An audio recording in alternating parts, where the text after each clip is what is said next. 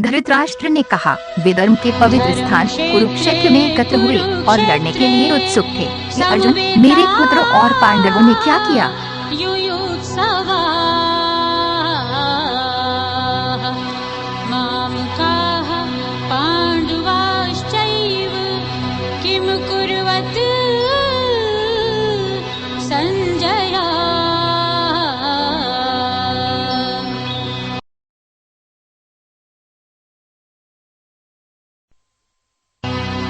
संजय ने कहा, दुर्योधन ने पांडवों की सेना को युद्ध के मैदान में तैयार देखकर अपने आध्यात्मिक गुरुवार के पास जाकर उन्हें इस प्रकार संबोधित किया। दुर्योधनस्तदा आचार्यम् उपसंगम्य राजा वचनमब्रवीत्।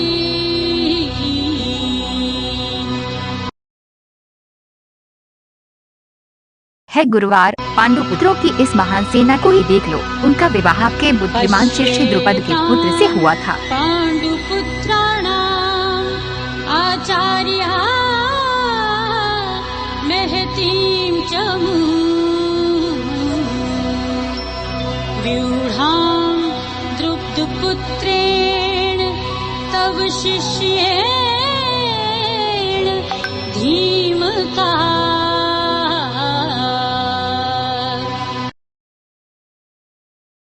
यह युद्ध में भीम और अर्जुन के समान महान धनुर्धारियों वाले वीर पुरुष हैं। युद्धन, विराट और द्रुपद महान साथी। महेश्वासाः भीमार्जुन समायुधि युयुधानाः विराटः च द्रुपदः च महारथा। धृष्टकेतु, जयकिताना और काशी के शक्तिशाली राजा पुरुजित, कुंतीभोज और शैब्य सर्वश्रेष्ठ पुरुष थे। धृष्टकेतुः चेकितानः काशीराजः च वीर्यवान् पुरुजित् कुन्तीभोजः च शैब्यः च नरपुङ्गवा।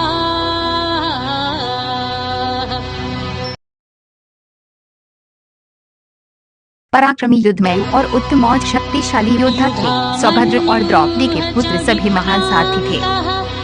उत्तमौजा च वीर्यवान् सौभद्रः द्रौपदेयः च सर्वे महारथा।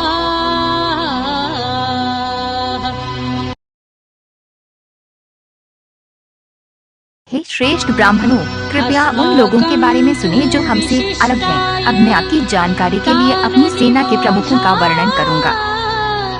द्विजोत्तमा नायकाः मम सैन्यस्य संज्ञार्थं तान् ब्रवीमि ते।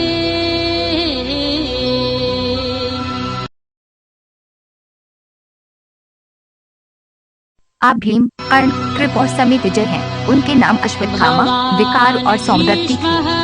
कर्णः च कृपः च समितिञ्जया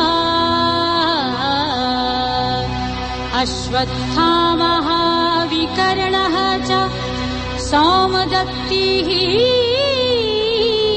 तथा एव च।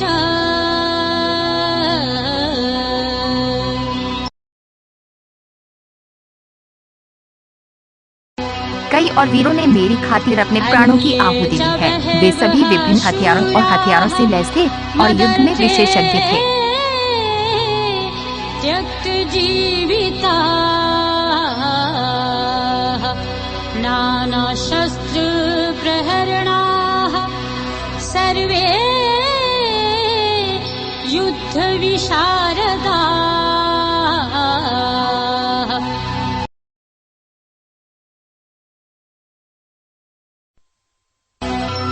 द्वारा संरक्षित हमारा बल अपर्याप्त है। भीम द्वारा संरक्षित इन पुरुषों की सेना पर्याप्त है। भीष्माभिरक्षितम्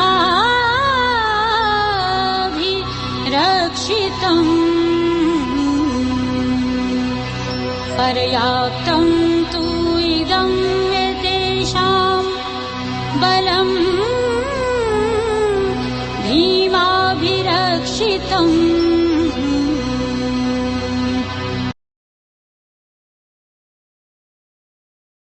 वे सभी चंद्रमाओं में भी अपने उचित स्थान पर स्थित होते हैं। आप सभी अकेले भीम की रक्षा करें। अवस्थिता भीष्मम् एव अभिरक्षन्तु भवन्तः सर्वे वही।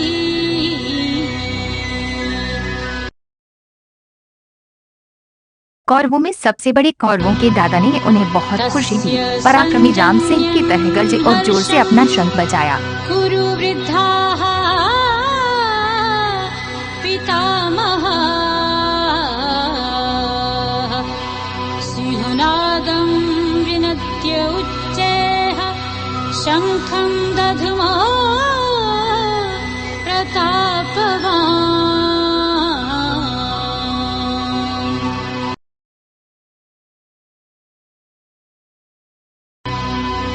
ये शंख, ढोल, पनव, नाग और गोमुखाए। अचानक उन्होंने उस पर हमला किया और आवाज कर्कश थी। गोमुखाः सहसा एव अभ्यन्यन्तः सः शब्दः तुमुलः अभवत्।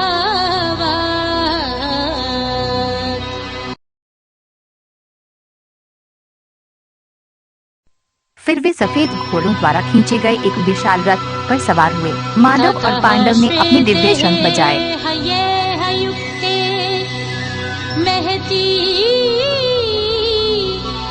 सयन्दने स्थितो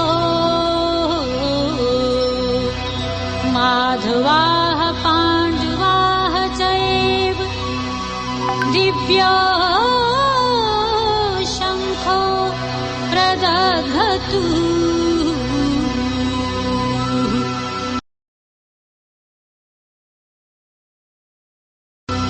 विकेश ने पंचजय को और अर्जुन ने देवदत्त को जन्म दिया। भीष्मकर्म ने पौष्रुत नामक अपना महान शंख बजाया। धनञ्जया पौण्ड्रं दधुमो महाशङ्खं भीमकर्मा मृकोदरा।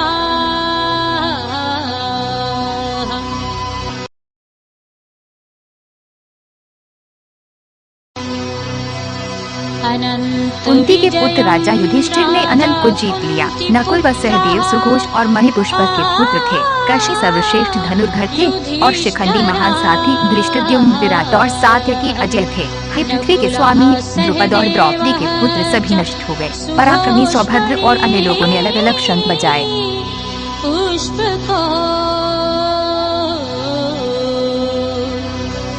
काश्यः च परमेश्वासाः शिखण्डी च महारथाः धृष्टद्युम्नः विराटः च सात्यकी च अपराजिताः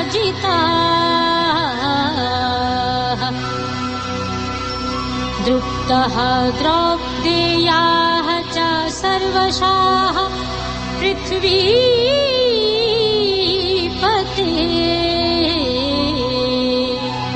सौभद्रः च महाबाहुः शङ्खान् दध्मुः पृथक् पृथक्।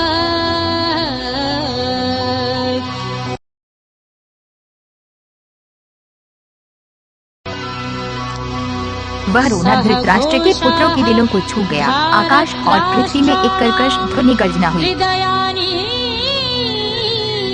वयदारय न नभः च पृथ्वीं च एव तुमुलः व्यनुनादयन्।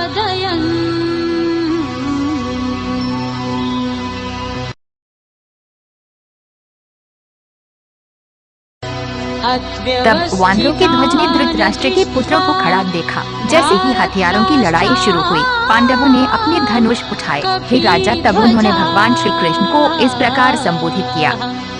प्रवृत्ते शस्त्र संपाते धनुः उद्यम्य पांडवाः ऋषिकेशं तदा वाक्यम् इदम् आह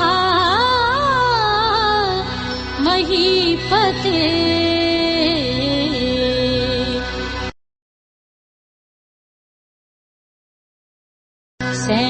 अर्जुन ने कहा, हे अचूक, मेरे रथ को दोनों सेनाओं के बीच रख दो, जब तक मैं इन आदमियों को लड़ने के लिए तैयार खड़ा देखता हूँ।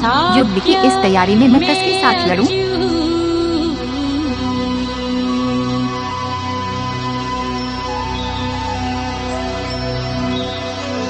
यावत् एतान् निरीक्षे अहम् योद्धुकामान् अवस्थितान् कैहाम्यासः योद्धव्यम् अस्मिन् समुद्यमे।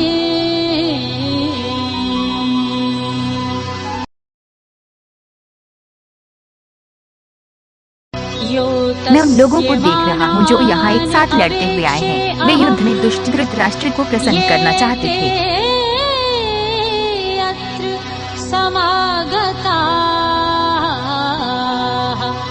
धारतराष्ट्रस्य दुर्बुद्धेः युद्धे प्रियचिकीर्षवाः।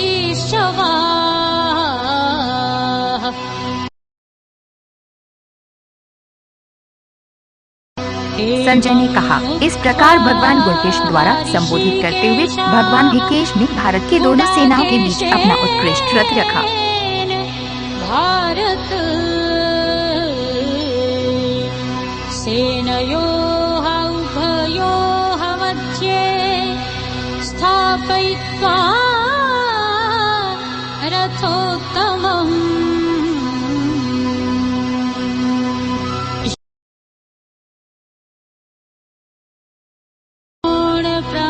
भीम और द्रोण सबसे आगे और पृथ्वी के सभी राजाओं ने कहा, हे पृथा के पुत्र, बस इन कौरवों को एक साथ इकट्ठा होते हुए देखो।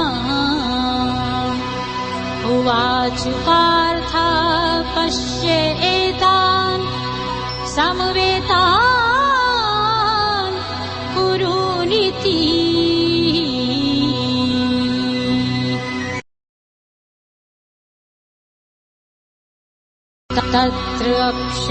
अर्जुन ने अपने पिता, दादा, शिक्षक, मामा, भाई, पुत्र, पौत्र और मित्र वहाँ खड़े देखे। उन्होंने अपने ससुर और दोनों सेनाओं के दोस्तों को भी देखा। आचार्यान् मातुलान् भ्रातॄन् पुत्रान् पौत्रान् सखीन् तथा श्वशुरान् सुहृद्या च एव सेन्यो उभयोऽपि।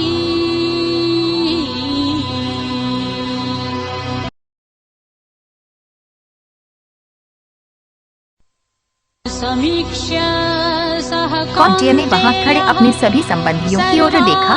बड़ी करुणा से और निराश होकर उन्होंने निम्नलिखित शब्द कहे, कृपया परया आरिष्टाः विषीदन् इदम् अब्रवीत्।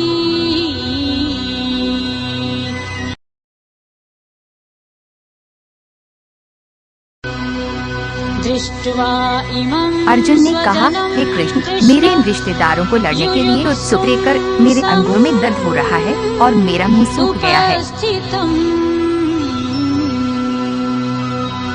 सीदन्ति मम गात्राणि मुखं च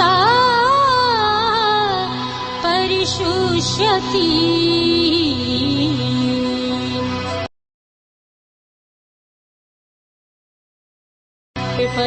मेरा शरीर कांपता है और मेरे बाल शरीर पर खड़े हो जाते हैं, हाथ से गाँव गिर जाता है और त्वचा जल जाती है।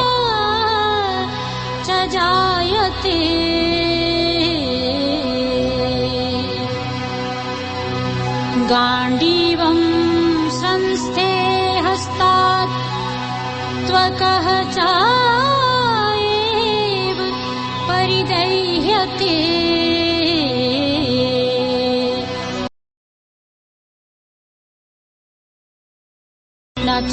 मेरे हाथ से गाँव फिसल रहा है और मेरी त्वचा जल रही है।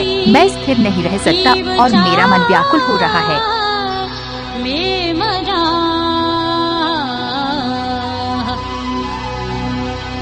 निमित्तानि च पश्यामि विपरीतानि केशव।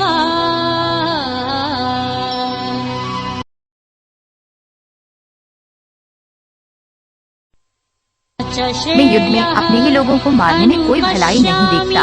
हे कृष्ण, मुझे विजय की इच्छा नहीं है, नहीं मुझे राज्य या सुख की इच्छा है।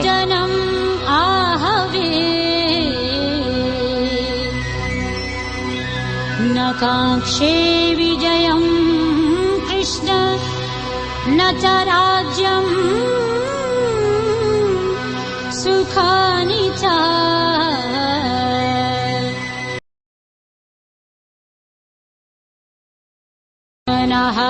है गोविंदा, हमारे राज्य भोग या जीवन का क्या उपयोग है? हम किसके लिए राज्य, सुख और सुख चाहते हैं? ये शिक्षक, पिता, पुत्र और दादा हैं, जिन्होंने युद्ध में अपने जीवन और धन का बलिदान किया है। मामा, ससुर, पोते, साले और रिश्तेदार, हे मधुसूदन, कृपया मुझे मार डालें, क्योंकि मैं इन राक्षसों को मारना नहीं चाहता। तीनों लोगों के राज्य के लिए भी पृथ्वी का क्या? हे नादन, धृतराष्ट्र को मारने में हमें क्या सुख मिल सकता है? ते इमे अवस्थिताः युद्धे प्राणान् त्यक्त्वा धनानि च।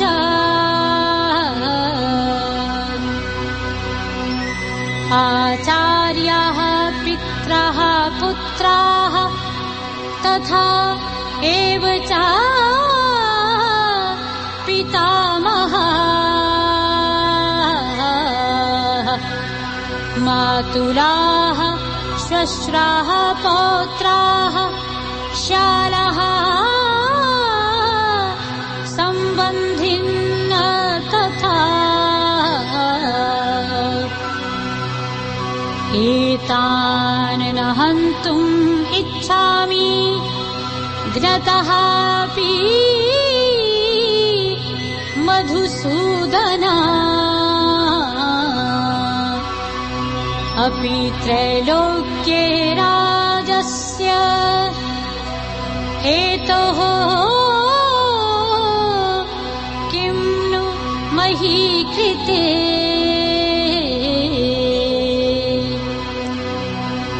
निहत्य धारत्राष्ट्रान् नः का प्रीतिः स्यात् जनार्दन।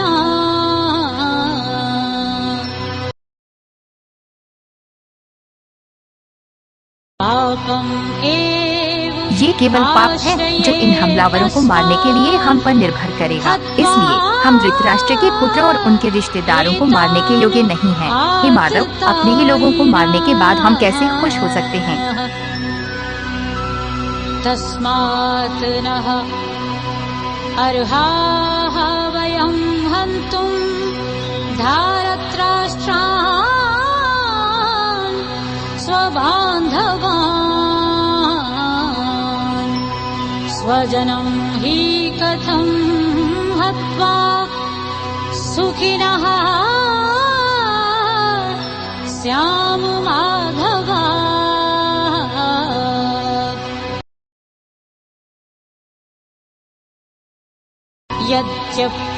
हालांकि ये लोग नहीं देखते हैं, लेकिन उनका मन लालच से दूर हो जाता है।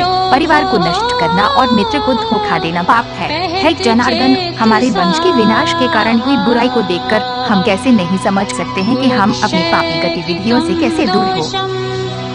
मित्रद्रोहे च पातकम् कथं न ज्ञेयम् अस्माभिः पापात् अस्मात् निवर्तितुम् कुलक्षये कृतं दोषं प्रपश्यद्भिः जनार्दन।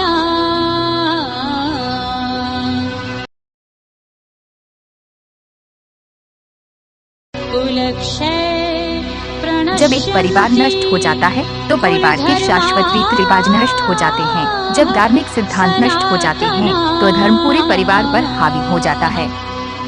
धर्मे नष्टे कुलं कृत्स्नम् अधर्मः अभिभवति।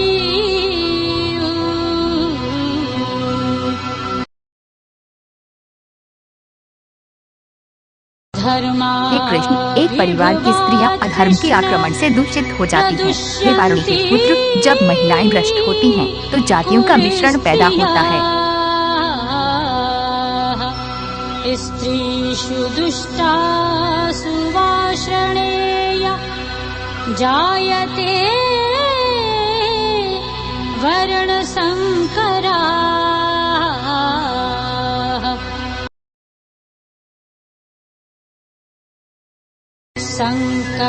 परिवार और परिवार के संहारकों का मिश्रण ही नरक का एकमात्र रास्ता है। उनके पूर्वज गिर जाते हैं और उनके हवन और जल चढ़ाने के अनुष्ठान नष्ट हो जाते हैं।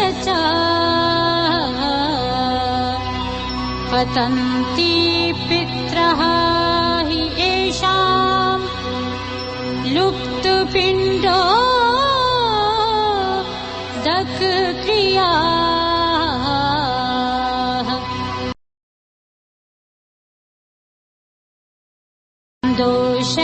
ये दोष परिवार को नष्ट करने वाले और जाति भ्रम के कारण है। जाति और परिवार की शाश्वत धार्मिक व्यवस्था नष्ट हो गई।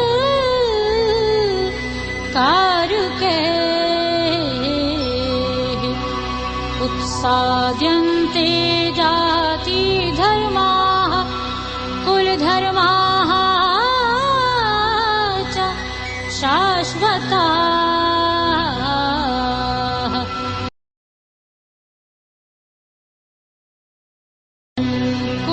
हे जनार्दन, पुरुषों का पारिवारिक धर्म नष्ट हो गया है। हमने सुना है कि मनुष्य अनंत काल तक नरक में रहता है। नरके अनियतं वासः भवति इति अनुशुश्रुमा।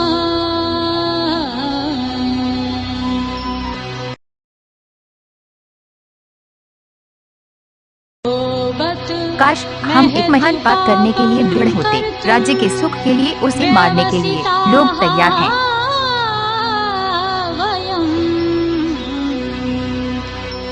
यत् राज्य सुख लोभेन हन्तुं स्वजनं उद्यता।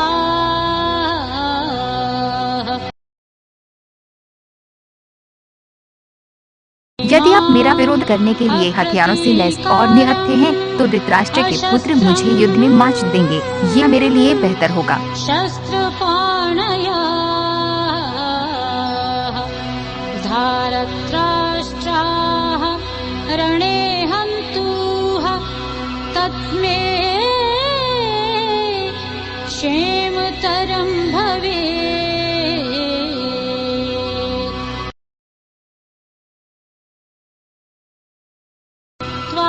संजय ने कहा। ऐसा कहकर अर्जुन ने शौक से व्याकुल मन से अपना धनुष बाण फेंक लिया और युद्ध में अपने रथ के आसन पर बैठ गया।